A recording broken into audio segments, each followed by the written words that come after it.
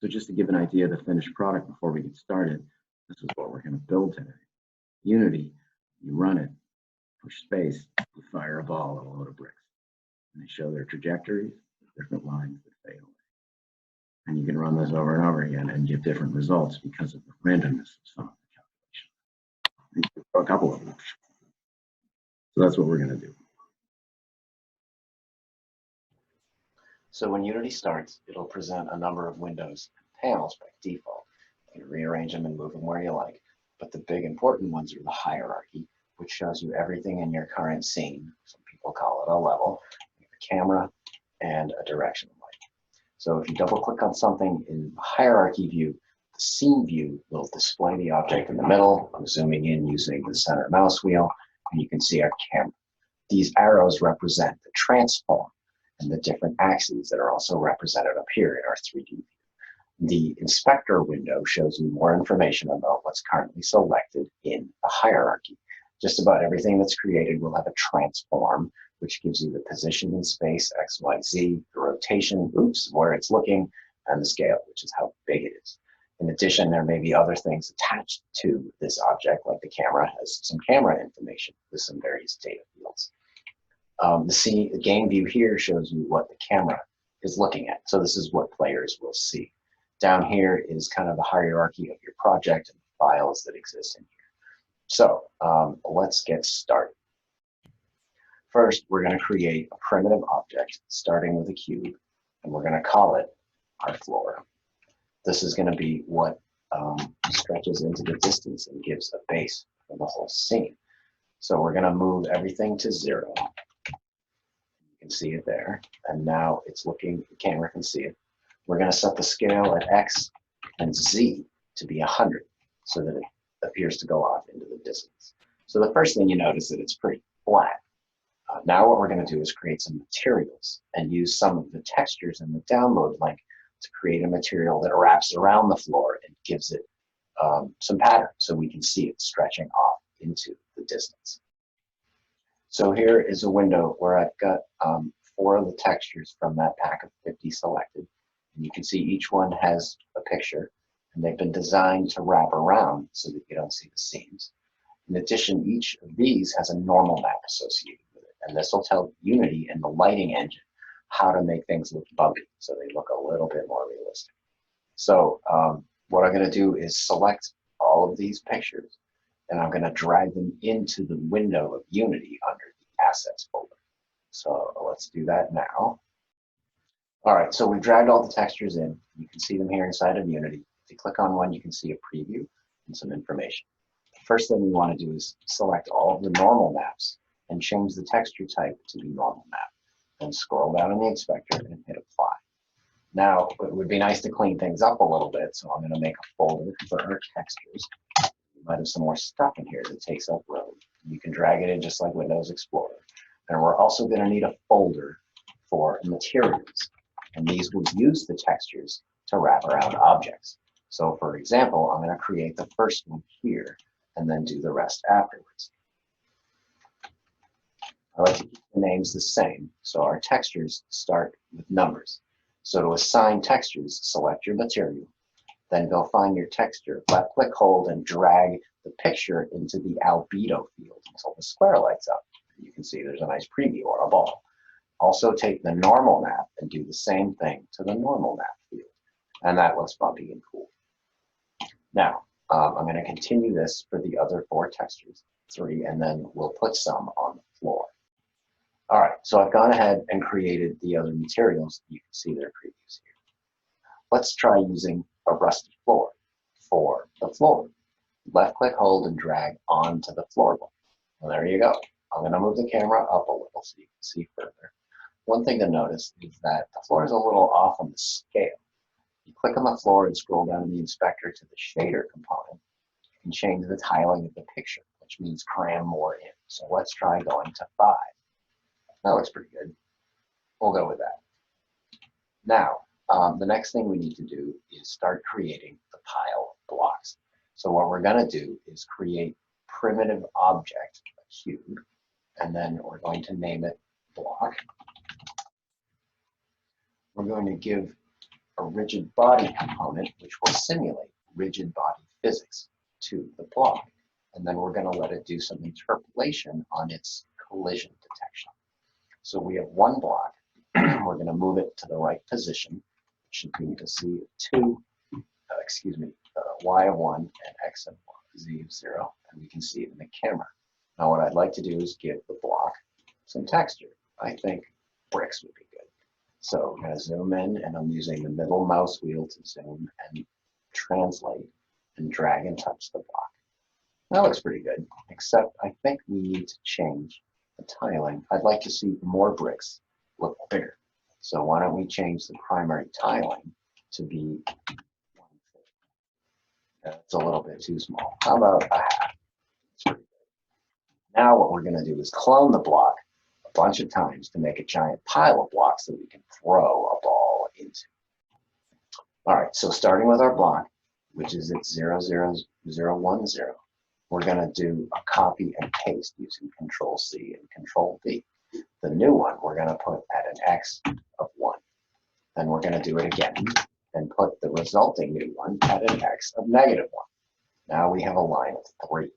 And we're going to take all 3 and copy and paste them again. This time we're going to put the z at 1. So now we have rows in front. When you do it a final time, you set the z, all 3, to -1. You can see now we have 9 blocks all lined up in a flat plane. To make a big pile, all we have to do is copy, you can do with a mouse to click in white space and hit paste. Now we want to set this layer, all of them, to be a y of 2, and we get another stack. Now we're going to do it one more time, and we will have our stack of blocks. We're going to set this z to 3. Now, what we want to do is organize things a little bit. So inside of here, we're going to create an empty object to act as a folder, and we're going to call it blocks. Now we're going to put all of the blocks into the folder for organization. All right, I think our blocks are ready to go. Now we're going to work on the ball and a script that will launch at the stack of blocks. All right, to create the ball script to launch, first we're going to create another primitive. We're going to use the student, which will be our launching ball. We're going to put it at 0, 0, 0, which is going to be unseeable. And then we'll have to move it up and go away toward the, there we go. Now, to this ball, we're going to also add a rigid body component and set our interpolation to look well for collision. In addition, I want to give this ball a nice texture. So we can choose rock, we've already used bricks, we've already used Rustic Floor. Let's choose whatever this is, some kind of frame. Click left, hold, and drag to the ball. That looks pretty cool. All right, now we have a ball ready to go. It has a rigid body component. We're going to rename this the ball. The way this works is that we're going to write a script attached to the camera that looks for space bar clicks. New scripts, we'll call it ball. When you hit the space bar, it will create a copy of the ball and throw it toward the blocks. Because we don't want to see the prefab all the time, first thing we're going to do is turn it off with this checkbox at the top of the inspector. Now, what we're going to do is open up Microsoft Visual Studio, which comes, I believe, installed in the latest version of Unity. You can find it online. And double-click ball launcher. So that will open up Microsoft Visual Studio. So this is the script that's created by default. It has our name, which derives from a mono behavior. This is a class of inside of Unity that many things derive from. These functions are created by default. We actually don't need the start function, which is called when the scene is first launched, so we're going to get rid of that. What we do need are some variables. Public means we can set it in the inspector. Float is a data type like a decimal number, and we're going to call it force. This is how much force we're going to give the ball to launch at the blocks. Then we need to tell script about a prefab ball. So we're going to create a public game object, and this is a thing that you can drag from the inspector, and public makes it so you can set it in the inspector. Now, inside of the update function, which is called once per frame, we're going to do a check for input. So in Unity, a set of classes called input, and you'll see the code inspector here automatically completes available classes. So we're going to say get key up, which means someone pushed something down and then let it up again. And then we're going to give the space bar. So now, if someone pushes the space bar, this little bit of code will run. What we're going to do is create a copy of the ball. We create a local variable called lieu, and then we call a special function inside of the game object class. Another one. Give it the ball. Now you don't know where it's going to be, so you have to put it in the same position as the camera, which we can get to by just calling transform.position. And that's the same thing at the top of the transform. Those three numbers for x, y, and z tell you where you are. This is the ball we just created, and this is our current transform. Oops, there's something wrong with space. There has a capital S. Now, once the ball is in the right position, we need to set it active. Because remember, a ball prefab is not. Finally, once it's in the right place and active, we're going to add a force that throws it toward the blocks. To do that, we call a function called getComponent, and we give it a rigid body to get. Now, inside of rigid body, there's a handy little function called addForce. The question is, in Unity, forces are three-dimensional vectors, so we have to tell it what direction. Luckily, there's a thing inside of transform called forward, which is the direction the camera happens to be looking. Multiply that times the force, and that ball should go forward. Save your script, save, and then switch back to Unity, and it will begin processing your script. So a little twirly gig will show up in the bottom right corner of Unity. You can see, scroll down to our new script, there's now field for force and for ball prefab. So we're going to left-click hold the ball prefab and drag it into the ball prefab. And then we're going to add a force of 10. So if you hit play on the simulation, at first nothing happens because we haven't done anything. Now I push space, and you can see in the scene view, the ball just drops. My hunch is that our force is bigger. So let's go to 1,000. Now if we hit play and then use the space bar, let's see if that, there we go. You can see it's beginning to do what we want. So what I think you can do, now people can start playing around with force, experiment with how much force it takes to knock off how many blocks. The other things you can play with are the mass of the blocks. There we go. So that's pretty cool. One thing you can do, you like, is set the mass of the blocks to be lower. Every rigid body has a mass. We set this to 1/10 of what it used to be. And then run it again, the blocks will go flying like crazy. Much more of a reaction. That's a little more satisfying. Other things that we can do to make it look cool are adding trails that draw lines of the trajectories of each of the objects. In order to do that, with all of the blocks selected, I'm going to go down to my Add Component button, type in trail render. This will create a line that traces out the path of all of the blocks. I'm going to cut the size down a bit. And now when we run, you can see a spider web of lines that represents trajectories. So the lines are a little thick. I think we're going to cut them down the sides again. And you can also set things for how long around. I think it might be interesting to add a trail to our ball as well. So we're going to set that one down in size. Something skinny. Save your scene and run it. Kabam! If you zoom out in the scene view, you can see some interesting patterns. Oh, look, we're falling off that floor. Why don't we take our floor and move it a little forward so there's more room? And why don't we take our camera and move it back a little? That looks cool. Now run.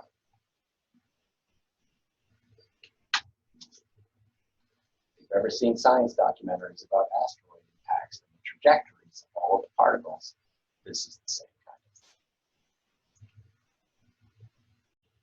For a few final tweaks, let's make some different colors for the trails and blocks versus the balls. Block, trail. We're going to give it a color of blue. Nice dark. Then we're going to create a material for the ball. It is a different color. Ball trail. For this one, let's give it red. Nice bright red. Then we need to go to our ball prefab. And in the trail render, there is a materials slot. Grab your ball trail material and drag it to the trail render material. For each of the blocks, do the same thing. Block material. Now when we run it, one thing first is that I don't like this blue sky. It kind of gets in the way. Set the camera to see a solid color and set it to black. Now, when you run, you can see a variety of colors. You can see the ball's red trail in each of the blues. Well, that's it. I hope you enjoyed this super fast tutorial on how to do something fun that simulates rigid bodies, touches C# code, trajectories, and physical simulations. Play around with this. You or your kids, if you're interested in it, you can mess around with the forces that you use. You can mess around with the mass of the blocks, the mass of the ball. You can add more blocks by copying and pasting and make some really interesting artwork with trajectory trails. Thanks for watching.